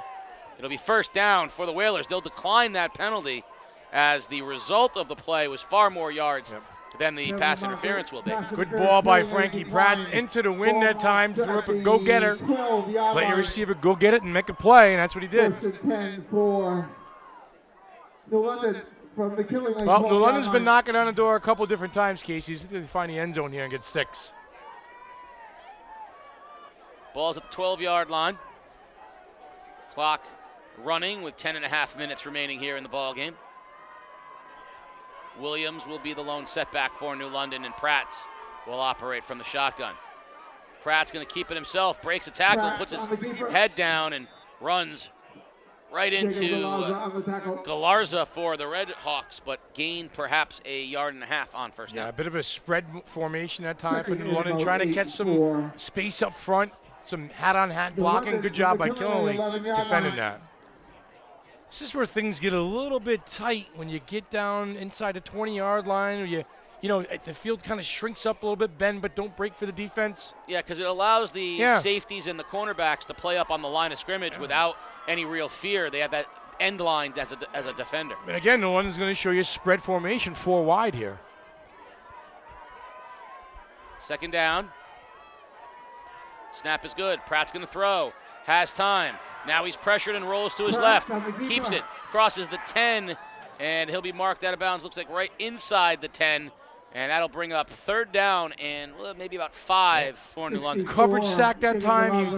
Pratt was looking for Callender in the corner of the end zone. Was not open. Pratt can tuck it and run it. Got positive yardage right there. 4 down territory for the Whalers. I like the way they kind of spread them out a little bit, but again, Killenly plays solid defense. I like the play they threw to Lancaster. They let him go up and get it. That seems to be a play you would run here down on the goal line. He's wide left along with Charles Ziegler. Excuse me, now he's wide right along with Callender. Ziegler and Smith down to the left.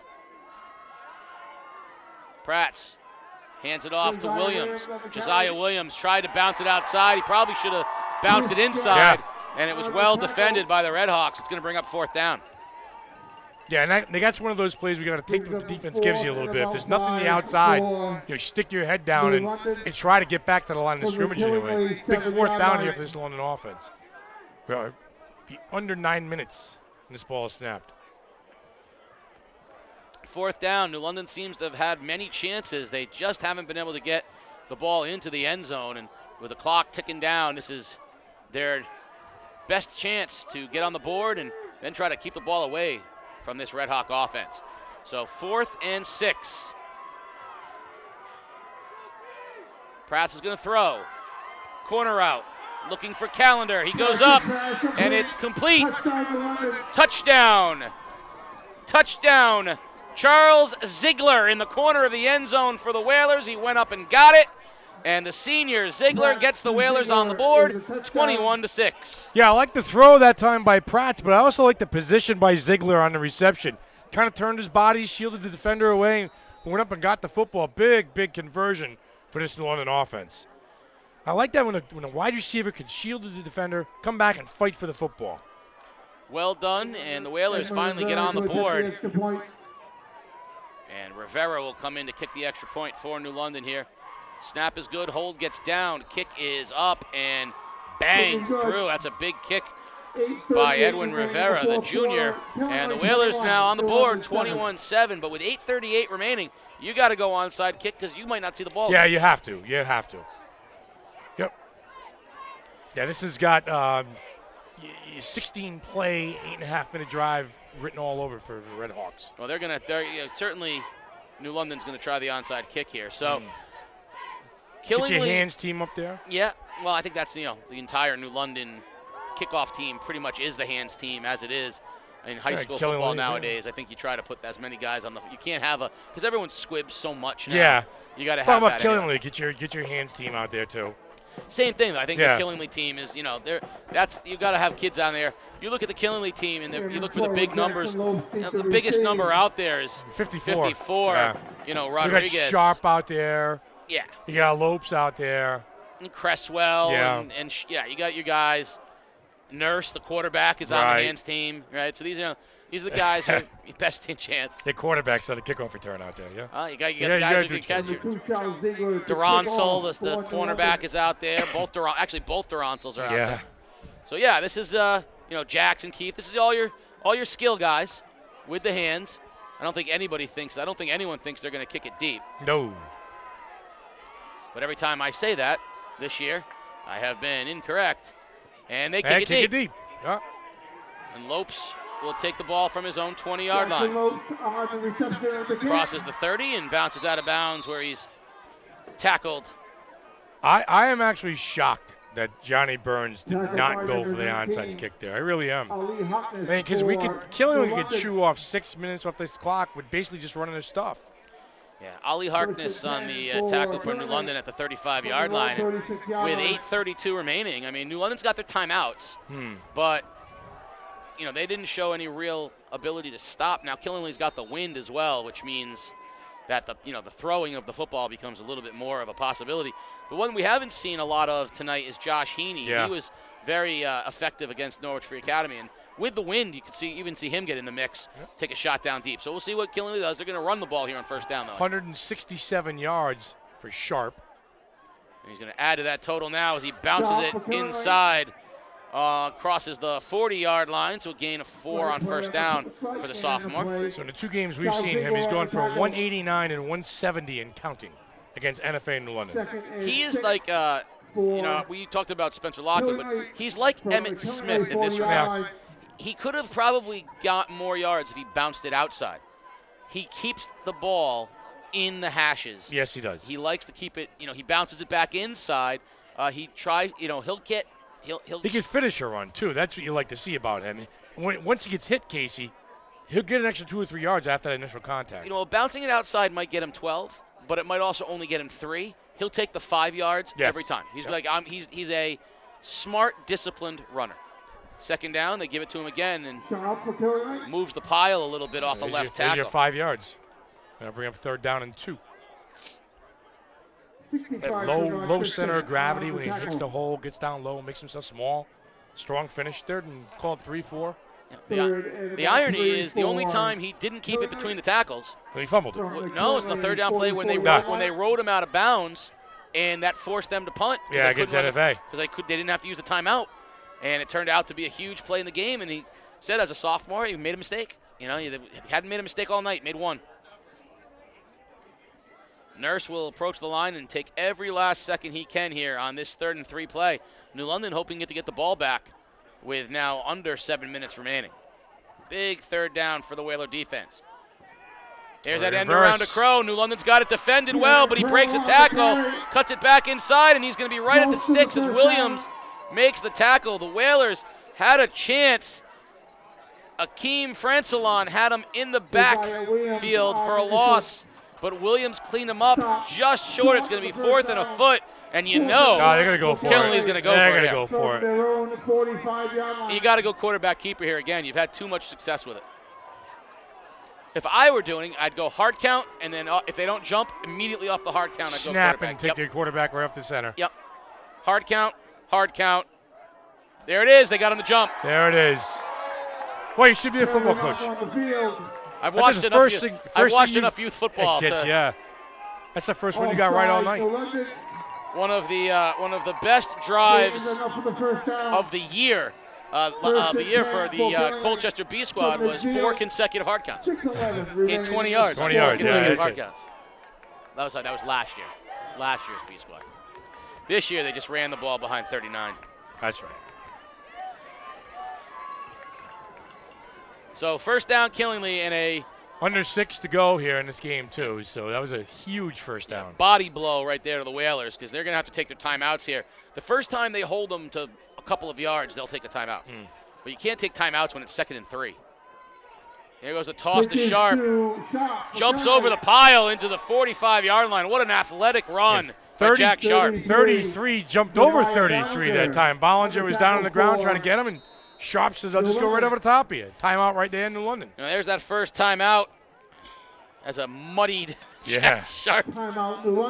He literally jumped out of his shoe, as our producer Peter Wapp even points out. You're right, he did. He jumped out of his shoe here on the turf at Killingly High School. That's one of the things you like to see about when they have a grass field. These guys get dirty. You like a dirty uniform, you like that, or you just want to have a clean uniform at the end of the game? You gotta look like you played, right? Yeah. A baseball player comes off the field and he's dirty. He's in the game. Got to slide. Slides, yeah. They got to slide no matter what. Well, so Killingly will wrap the season up if they hold on and win this game. That one loss is going to stick out like a sore thumb against NFA. Because if they could have won, they could have gone undefeated. They would have been hosting the game for sure. Yeah. They would have been number 1 seed, but they're still going to have a chance to host the game. I think they'll still host. 3-6 matchup. Well, ironically, if they win this game, they're going to be rooting for New London to beat NFA because they could get the points from New London, and that So we'll see, but Killingly's in really good shape. I think. I would just love to see a chance for a Killingly Waterford final. Yeah, that would be something special. We'll go to that, right? We'll go to. I'd go to that. Yeah. Killingly Waterford final. Oh, definitely. All right, we'll go watch that. December 14th, I think those games are. Oh, I don't know. I got a thing. 2nd down and 5. Nurse. 5:29 remaining here in the ball game. 21-7. Redhawks. Fullback dive to Sharp and well defended that time by the Whalers. Josiah Williams and Bollinger coming up for the stop for New London. Selling out that time was Josiah Williams. Coming from his safety position. Yeah, Ziegler is on that tackle too. They're sending everybody. 46-yard line. I see Ziegler is, 10 yards, or not, 7 or 8 yards. He's playing deep safety, and he's just like a missile coming in, run stopping. So big third down here with under 5 minutes to play. 3rd and 6. New London can stop them. I think Killingley might punt it away with the wind and try to pin them back to make them go the length of the field. But you get 3 or 4 yards here. Killingley's going to go for it on 4th down. Just keep it away from them. Nurse is going to throw. Keeps it himself. Cuts inside. And boy, was he leveled by Josiah Williams. Williams popped him at the 45-yard line. I'm actually shocked that they didn't run the ball with number 33 there with Sharp. Killingley's going to have to punt the football here, Casey. It's 4th down and 7. Yeah, 4th and 7, maybe a little too much, and they are. They're going to send Jacks out to punt. I think New London is going to sell out and try to get to this one. With the win, Jacks gets it off. Now Calendar's going to drop back. I mean, they should have the ball inside the New London 20 here with the wind if Jacks gets this off like he normally does. Yeah. And we're under 4 minutes, so New London's going to have to hurry it up with 2 timeouts, barring that the punt gets off okay. Snap is good. New London came for it. There goes the punt by Jacks. And That's a good one. Good bounce, though, and heads into the end zone. Good bounce for Killingley, but they just couldn't quite get there, not high enough. And it'll go into the end zone, and New London will have it at their own 20-yard line with 3:44 remaining here in the ballgame. I guess it's a smart thing to do, right? Punt it away, let them go 80 yards. Well, they got to go 80 yards. Then they got to get an onside kick and score again. So, I mean, it's, there's a lot that they have to do. Let them earn it. The only thing there, you go for it there and you don't get it. You're giving them a short field. Yeah. With 3:44 remaining, New London's going to have to hustle the ball. I mean, now Killingley just tries to keep everything in bounds in front of them. New London's going to, if they throw it, it's into the wind. I'm sorry. If they throw it, it's into the wind, too. So, everything is stacked up. Smart play by Chad Neal. 3:44. Whalers with a chip in a chair. Pratt is going to throw over the middle, throws it over Lancaster's head and off his hands, behind him a little bit. Yeah. Couldn't quite get it there. He got his hands on it, but a tough catch, and it'll go incomplete. 2nd and 10 for A slant route that time by Lancaster. He's a little bit behind him. Careful of those tip balls. He's a big receiver. He has good hands. Yeah. We saw him go up and get one earlier. Throw that ball in front of him where he can make a play on it. Pratt's going to throw. Over the middle again, this time to Calendar, and it's banged and knocked loose. Cresswell with the big hit. Cresswell was just sitting on that pass pattern that time, came up and popped Calendar at the moment the ball arrived. 3rd and 10 for New London. Underneath, Casey, you pay the price for catching the football. Yeah, especially there. Those linebackers want to come up and take a pop. 3rd down. Pratt's. Plenty of time. Killingley in the prevent. Over the middle. Wide open. Calendar at the 40. Calendar puts his head down and gets up to midfield. And the Whalers still in business. Will have a 1st down. They're going to hustle up to the football as we're down under 3.5 minutes remaining. Biggest play through the air tonight for the Whalers. Pratt's the Calendar. Good for 22 yards.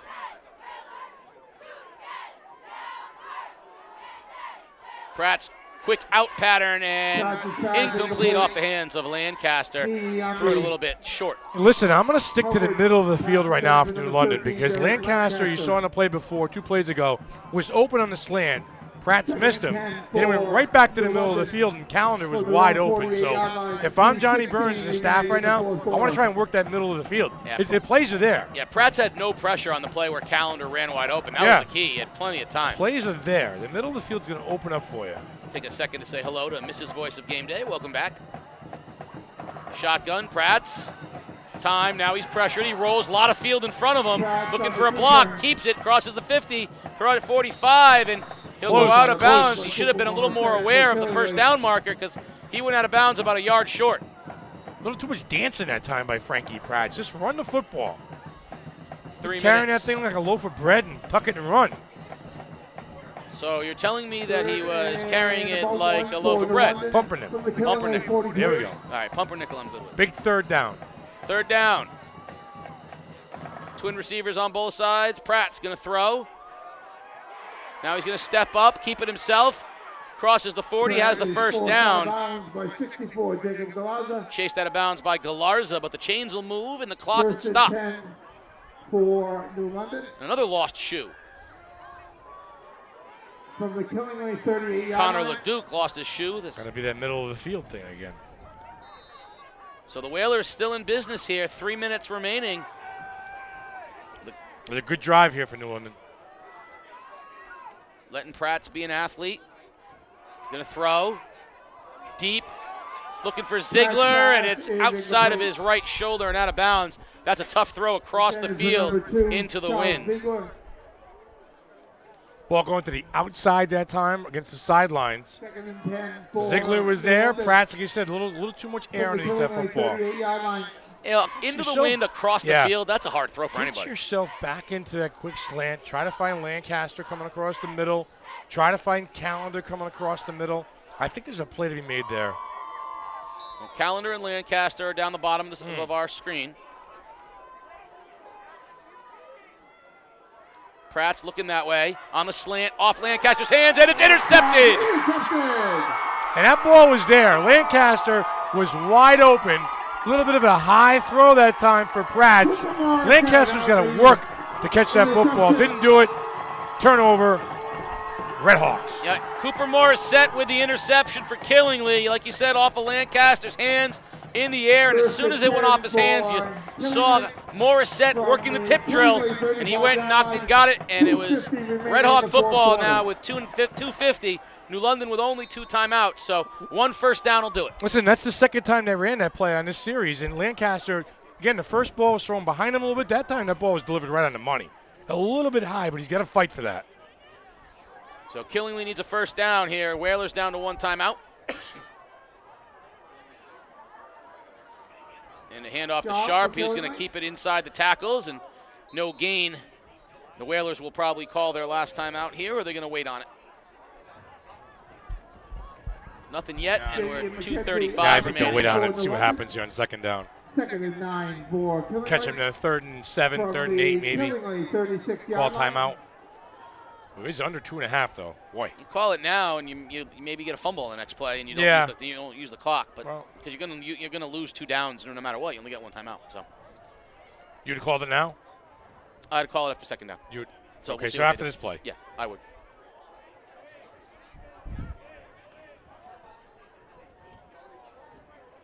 Nurse hands it off. Sharp. Sharp for Killingly. Nice job by the Whalers again. Josiah Williams, Keanu Gonzalez. They combined to stuff them, and the Whalers will call their final timeout. Mike Gonzalez has played a heck of a ball game tonight, and he's just flying to the football. Yeah, he's the motor. Keanu Gonzalez, he and Bollinger have been all over the place. Probably 25 tackles I would between guess the two of them. easy 25 tackles between 2 of those kids, yes. He just comes up and sticks his head down, shoots the gap, makes the play. A big 3rd down here for this Red Hawk offense. Well, 3rd and 7. New London's out of timeouts. 2 minutes remaining in the ball game. So if you hand it off and you don't get the first down, you let the clock go to 0, take the penalty. Yeah. Punt it away. And punt it into the down with the wind to your back. And you give it the ball with a minute left. And that's. We try to see something tricky here, maybe one of those reverse plays to Crow. Nope. The tight end slipping down the middle of the field. They're gonna hand it to Sharp. He's gonna get about 5 yards. They're gonna let the clock run to 0. Right. They're gonna punt it away, and they're gonna say, go the length of the field with a minute left. Yeah. Still gotta score twice. And so, right now they're just eat clock. Don't do anything. Get a trick play. Now, the only thing silly right now would be something like that goes awry. You fumble the football, and New London goes the other way. This is I promise you, a handoff to Sharp. 3rd down and 6. Handoff to Sharp. Up the middle. First down, and with that goes your ball game. Sharp just finishing that run. 33, sticking his head into the hole and barreling down for a first down. 22, Clayton Smith on the tackle. All right, Smith had to hold his ground, but you know what? Sharp took him for a ride. Going to have a timeout on the field as Justin Miato is a little bit banged up, so Connor LeDuc will come in and replace him, and they'll help Miato off the field. He's fine. I mean, I don't want to say he's fine. He's just a little nicked, and he's coming off the field of his own power is what I wanted to say. There you go. There's Chad Neal saying, okay, we're going to go with our bread and butter. We're going to, like you said, go with our guy. If it gets the first down, we're good. If not, we'll just let New London do the thing with, like I said, a minute left. That's the ball game right there. Oh, they're going to let the clock run down again to the very edge, and 1st and 10, and they can't quite go victory yet, but they'll. Killingly, 48-yard line. They're going with victory. There we go. That's it. Victory formation for Killingly. But Sharp will be over 180 yards on that carry. Pretty good performance tonight. As Nurse takes a knee, and the Red Hawks, I did it at the end. Yeah, that's it. I bookended it. I had been Two good. Two I had been pennies so in the good. jar for you. The over-under was 7. That's right. So the Red Hawks will earn this victory tonight over the New London High School Whalers, and that will propel them into the Class M state playoff race. Where they finish is still up for grabs, but they could finish in the top 4 and host a game here at Red Hawk Stadium. 3 right now. 46-yard line. As the clock now clicks under a minute, we invite all of you, as always, to search our social media platforms later for post-game interviews, as the sports doctor will head down on the field and talk to Chad Neal and some of the winning Red Hawks. Wow, those guys are coming up here. Oh, we're going to have them Yeah, come they're to going us? to come up here. Even I'm going to better. do them in the locker room when it's nice and warm. Third and about 12 for Killing from Thursday their own morning, 45-yard Thanksgiving line. morning, join us 33 as the counting. sports doctor and Mike DeMoro will bring you Waterford at East Lyme. It should be fun. Wednesday at 1 o'clock, we will be at Norwich Free Academy for the oldest high school football rivalry in the country, the NFA Wildcats playing host to these New London High School Whalers. One more knee for Jacob Nurse, and that will do it as the clock ticks off on a 21-7 Killingly Red Hawk victory over the New London High School Whalers. For Peter Wappy and the rest of the game day crew, for the sports doctor Keith O'Brien, I am Casey O'Neill saying happy Thanksgiving, everybody. We'll see you on Wednesday, Thanksgiving Eve, and again on Thursday, Thanksgiving morning. Have a great night. Stay tuned and pay attention for those videos of interviews later on, and have a safe night, everybody. Watch the pages for the official pairings after the Thanksgiving Day games. And as always, the Red Hawks would appreciate your support, and as always, have a safe